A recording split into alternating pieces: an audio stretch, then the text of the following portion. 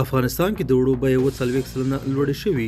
په سلامونه مو هرکلی کوم. که غواړئ چې بشپړ معلومات ترلاسه کړئ نو تر پایه راسره اوسئ. د سره صلیب نړیواله کمیټه وایي تېرو څو میاشتو کې افغانستان کې د وړو بیې نږدې 40 سلنه لوړې شوي دي. افغانستان کې د وړو بیې داسې مهال کې په کمسارې ډول لوړېږي چې د دغه هېواد په ډېرو برخو کې د غنمو فصل ټول شوی او تازه بزګرو درمندونه اخیستي دي.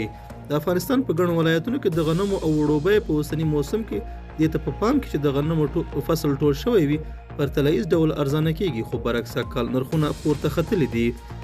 سور صلیب وایي د بانکي سیستم پر زیدو د نغدو پیسو کموالی او د ګټې وټې له لاسه ورکول هغه څه دي چې په ډراماټیک ډول پر خلکو اغیز کړی او له همدې امله ګڼې کورنۍ لومړني توکي نشي برابرولی. سور صلیب زیاتوي اوس مهال څه باندې 4 میلیونه افغانان بشري مرستو ته اړتیا لري او د خوراکي توکو د بیې لوړېدو د دغو اړو خلکو ژوند لا سخت کړی دی. په جلال آباد او کابل کې هټیوالو ویلي تېرو 3 میاشتو کې د وړو ترڅنګ د ګڼو نورو توکو بیې هم په بېساري ډول لوړې شوي دي.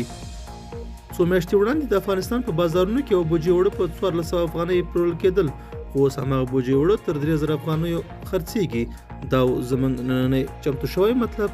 تر بیا ښه وخت او ښې چارې.